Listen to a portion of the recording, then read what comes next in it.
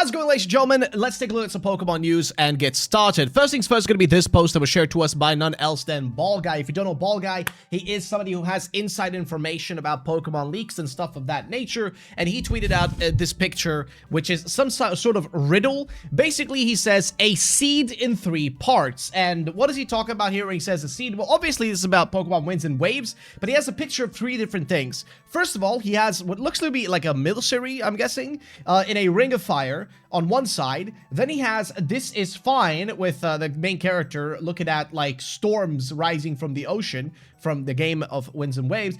And then a bunch of legendaries at the bottom here with Terapagos and I think Eternamax and Necrozma in there, like the full version of Necrozma, whatever. So he has this. Now, a lot of people have different things, different theories. Example, Uminotami says that this could be like a hint for DLC, then DLC 2. The middle, I guess, also this being the Majin gimmick being explained. And then Wave Legend and Wind Legend. I don't know if that's the case here, but there is another theory from somebody who we do know, who does do a lot of theories, which is our boy Soul. So here is what this is going to be refers to. So we're going to be reading through this. So Pokemon leaks. There is a lot here, but I think the most important thing Ball Guy's replies, saying that this riddle is about the appearance of whatever the seed is now, not its function. So when we talk about the seed, if you do not know what the seed is for Pokemon Winds and Waves, basically, a long while ago now, there was a massive data breach at Game Freak, which revealed a bunch of information for upcoming games, including the fact of the name of the upcoming games, which are Winds and Waves, which we literally knew before it was even announced on Pokemon Day. If you don't know this,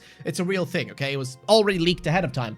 But the thing is, there was a bunch of other information in there. Also included in that was the reference to a seed Pokemon. The seed Pokemon was supposed to be essentially a Pokemon that is unique to you, right? Everybody who played Pokemon Winds and Waves would be able to get a seed Pokemon, and it would be different depending on how you play the game, right? How you interact with the seed Pokemon, it would look different, right? However, it looks like its functionality may have actually changed. How the seed Pokemon works may be different now. So here's what they're talking about, right? Now, based on his, based on his other reply, maybe it's also a bit about how it's connected to the region. We got a Milcery full of energy. The Japanese in the middle is Netsu, apparently translates to heat, but I don't know if I would simply equate that to fire. If the seed Pokemon is still anything like what the early leak draft said about it, then it would probably be a normal type that can evolve into any other type, which exactly is what we're talking about. Basically, imagine a Pokemon that can be molded into whatever you want it to be.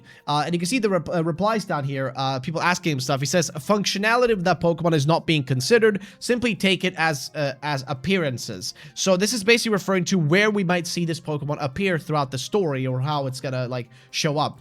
It also says, Tornado is just another amalgamation of chaos going on in that region. You'll quickly realize some are hunting a seed for their own usages. Story full of deception and drama. Interesting. Somebody had a theory here. I could see it being like the beta forecast forms having 3 separate weather evolutions based on the legendary trio. I don't know if that's the case, but it is an interesting it's an interesting situation, to say the least, because it was supposed to like only a few, like 23 hours ago, like a day ago, and it's just intriguing. And you can see people here asking him, like, guessing Netsu, the seed Pokemon, essentially plays a role as the 3rd legendary. He says functionality of Pokemon is not being considered, simply take it as appearances. So yeah, I don't know, man, we'll see, because the question is, will it appear like that? And then here, natural disasters, sun, box legends, I don't know if that's the case. Tornado, just another amalgamation, like we said, that it's not related to that. So again, we'll see what comes from this. We'll see what the hell the meaning is. Maybe somebody comes up with a better theory. If they do, I will share whatever people find out there. And shout out to everybody, by the way, for making great theories. I appreciate you guys being out here having, the brain cells to be able to figure this shit out, because I'm too dumb. But yeah, we'll see if anything comes from it. So that's pretty much that rumor. There are a few other things to talk about as well, which we're going to take a look at right now. But this was like the one thing that came out today that I was genuinely super intrigued about, because it is Ball Guy, so you know that it carries some weight, because he wouldn't just tweet this if it wasn't actually information that he's certain of, because he does have information and he knows what he's yapping about. So yeah, it's interesting nonetheless. Either way, the other thing though we're going to talk about is going to be this theory from Soul, who says, the line about the forces of nature blocking our path says so much about Winds and Waves. This isn't about the legendary quartets. Instead, I think the game will be about natural and weather disasters, which, I mean, that also fits in with the whole thing over here with the just multiple, like, weather disasters. Potentially, the seed Pokemon will be involved with those or appear within them, and people are going to use them. Actually, maybe people are using the seed Pokemon that exist in the world, like using them to cause these accidents to happen. Maybe. I don't know. But yeah, winds, typhoon, waves, tsunami, a survival motif, Pokemon shaped by environment, by different environments. I think some special Pokemon will have an extreme natural phenomena related to them, which I think could be the seed Pokemon. And maybe there will even be some legendaries over them that are lords of these Pokemon phenomenon. Well, now he's just repeating the leaks. That's just the leaks, so come on, man. You know what you're doing here. You're just repeating the leaks. We already know this. We already know that the Lords thing, that's the whole Majin thing that we've heard in the past. Come on. We already know about this. Such as Winds and Waves legendaries, which only leads to more questions about the seed Pokemon and the third legendary, which is fair.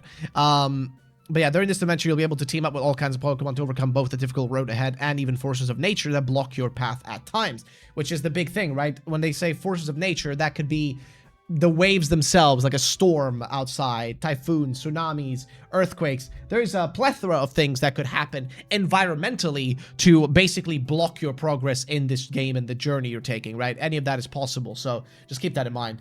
But we'll see what those things will be like, and if maybe the seed Pokemon will kind of...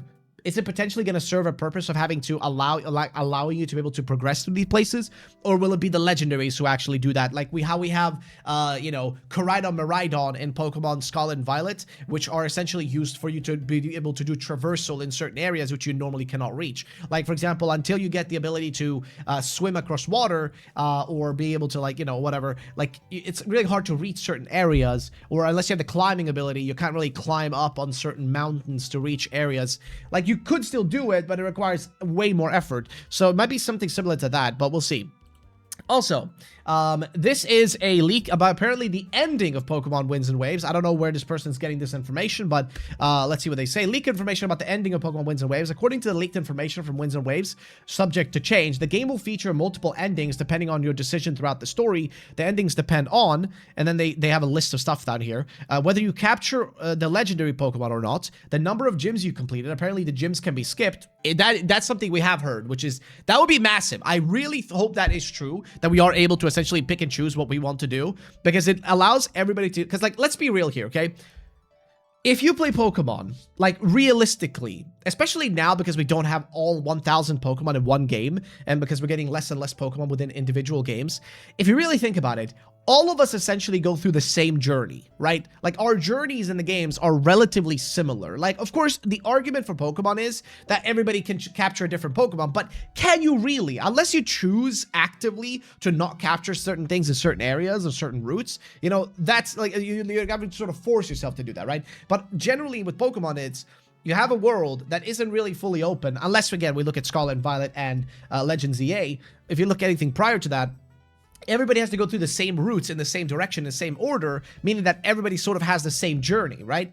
Whereas with Scarlet and Violet, they tried to change that up. The only issue is that they kind of didn't go all out with it. They didn't really make the world truly open world. They still forced you to take certain paths and story elements to be able to progress, right? And it was all kind of capped in a certain way. But with this, the implication would be that we're actually going to have an open world. We're actually going to be able to explore and freely go around and do whatever the hell we want in whatever order, and not having to complete, let's say if there are 12 gyms in the game and you only need to do 8, then if we do them, like, there's so many combinations, like, genuinely so many combinations of how many times, how many different versions of you taking on the gym there actually could be. Like, just so many. Think about it, right? If there's 12 gyms, and certain people take on, let's say, gym A, B, Z, D, whatever, right? But then somebody else does, you know, like, you get what I'm saying? Like, if there were multiple gyms and you can pick and choose which ones, you don't have to do all of them. That means that you might be able to replay the game and do a different order completely that will actually feel different and actually feel like you've explored the game in a different way. And I think another thing that would help with that is dynamic weather and dynamic changes to Pokemon, because one of the things in Pokemon games, and especially I think would benefit this game, is the fact that there is no more any way to, like, the Switch 2 is not hackable, right? It's not a console that's been hacked yet, so there will be no way for data miners to go in and get data out So I think it would be really funny. It would be so funny if this is also the first game where they dynamically change the Pokemon in certain areas. Like, obviously, certain Pokemon are going to live in certain areas because it makes sense with them. Like, you're not going to see, I don't know, a Cubchoo or something like that, or you know, like, you're not going to see ice types in a lava area, obviously. But in general areas, it would be interesting if Pokemon would change over time, right? Or some new species would come in, you know, during maybe like if the weather changes in the game, right? Like heavily, then obviously we have weather-based stuff, but like if the weather changes like heavily in a certain area, maybe, I don't know, hypothetically, in an area where there's like colder water, maybe there,